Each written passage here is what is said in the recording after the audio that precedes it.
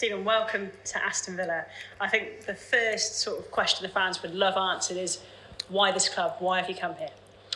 Well, I think Aston Villa sells itself, an iconic football club that I know pretty well from the outside, and I'm very much excited to get involved inside and start building relationships, get on the training pitch and get started.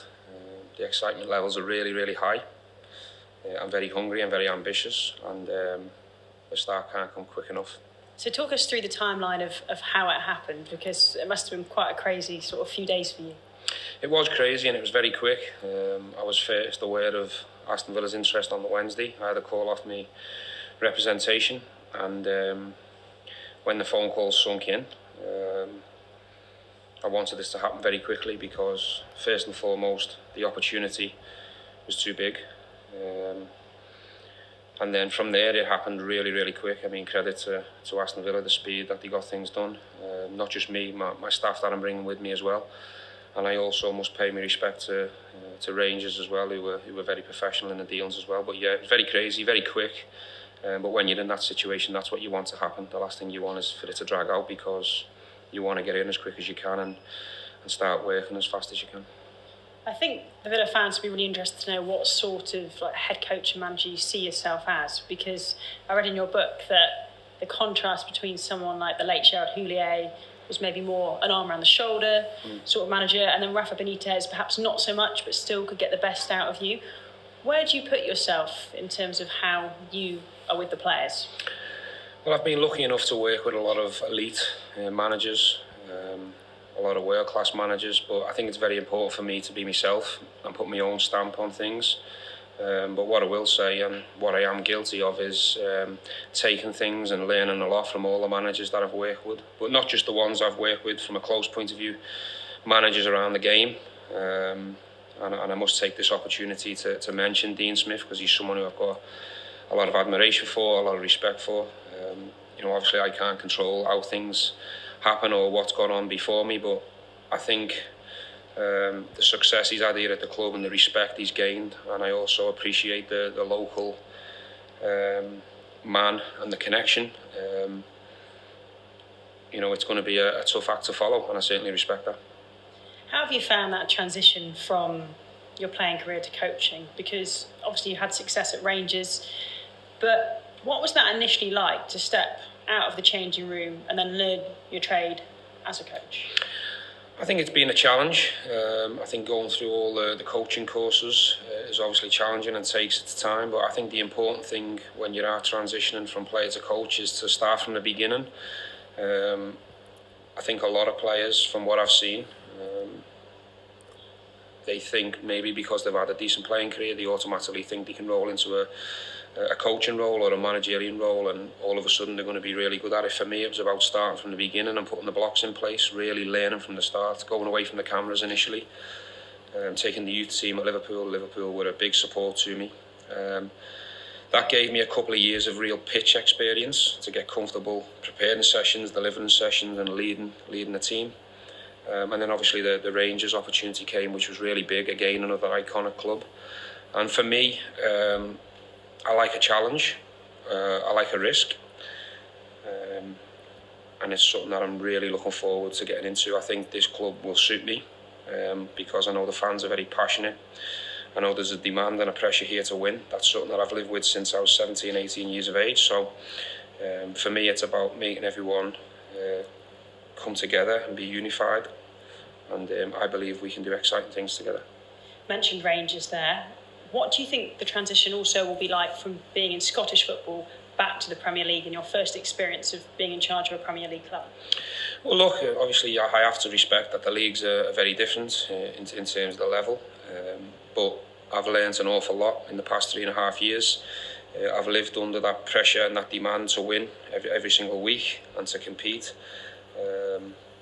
There was a big building job to be done there, and I can walk away with me head held high for sure. But I think going into another league, different teams, different coaches, different challenges, that's something that we'll adapt to pretty quickly. The good thing is I've played many years in the league, so I know the level, I know the players, I know the styles, and I've got a real experienced group of coaches as well to be there who are a real rock to me. And we're also going to use some existing staff, so I'm really looking forward to building relationships for them to bring their skill sets. And I think it's really, really exciting, and I can't wait to get going. Mention some of your backroom staff there, because Gary McAllister has been here before.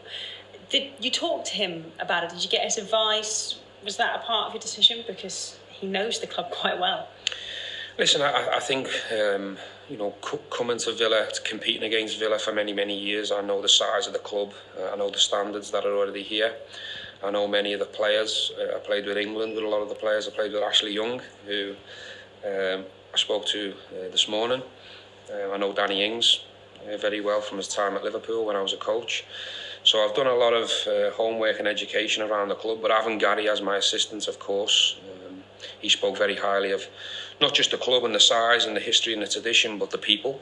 The people are very supportive, they're very welcoming, and as I say, the club sells itself, but having someone like Gary with that education and that experience has been valuable. International break coming in during that means you probably haven't got to meet all the players yet. There's some away on international duty still. What's that going to be like? Because I guess you only have a couple of days preparation with the whole squad, won't you? I think it has its pros and cons. Obviously, we've had a little bit of time to get my head round the challenge and speak to existing staff, get a feel for the training ground. I'm looking forward to going over to Villa Park. Got a chance to settle in to find a place to live. But the cons is obviously we get very little time to prepare for the main thing, which is the game against Brighton in the next 3 points.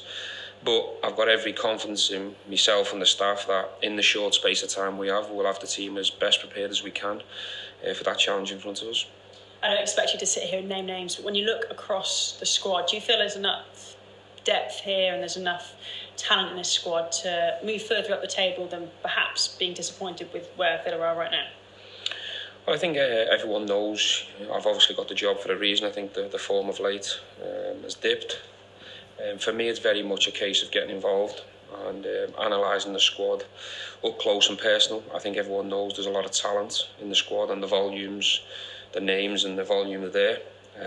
But it'll take a bit of time to analyse everyone in depth, analyse and realise and point to where we need improvements moving forward. But we've got a block of 6 weeks now where we have to focus very much on what's in the building, try and stamp our identity and our philosophy on how we want to play moving forward.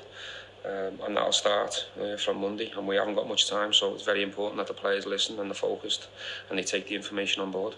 What do you think that identity and philosophy will be at Aston Villa? How do you want to play? How do you see it? I don't think we've got time to discuss it in detail. I think first and foremost I want to discuss that with the players, first and foremost. I think if you watched my team at Rangers, it'll give you a pretty good idea of that. But I obviously want to be as entertaining and attractive on the eye as we possibly can be. But one thing I'd like to instill and improve on is the structure of the team from a defensive point of view, out of possession, our distances, our shape, and what we do to regain the ball. That's very important to me. And I've obviously been very lucky over the years when I've been a player to take some of that stuff off some world-class managers. Now, we're sat in Bodymoor Heath right now. You've had a chance to look around the training facilities. I would imagine you hadn't been here before, so what was it like? How much of a part did this play in you wanting to come here? Because it's important, isn't it? This is your home every day. Very important, very important. I'd obviously seen pictures of the building inside and out. A lot of people had spoke to me about it. I was told it was obviously a first-class facility that had been spent more money to improve it again. There's certainly no excuses in this building. The resources, the structure, the staff, the amount of help and support that the players have got. For me, it's got to be a no-excuse culture or a no-blame culture. Because they've got real good people here, good staff. Every area is covered with high-class elite facilities. But the most important thing is what happens on the grass. And that's down to me and my staff to try and install a new way of playing, a new philosophy and identity that hopefully the players pick up very quickly. Now, I wouldn't normally sit here and ask you about an old club, in a club interview, but there's no way we can shy away what's happening in December. Your fifth fixture, I think, will be against Liverpool. There's going to be a lot of noise around this, of course, for you personally. Yeah, listen, I don't think me or anyone else will be able to control the noise. For me, that's not important. What's important is the chance to go to Anfield and win and try and take maximum points, which is the attitude and the mentality we'll have going into every game. It is what it is. I want to win every game that I play in, and now my priority and my focus and everything I will give on a daily basis will be for Aston Villa.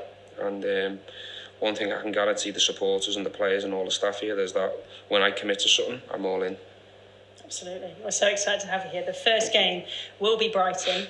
Only a couple of days, like you said, with the players, but just looking ahead to this one, how excited are you for that first experience being in charge of Aston Villa Football Club officially? I've been excited since Wednesday. My stomach's been turning over, doing somersaults. The excitement levels are very high.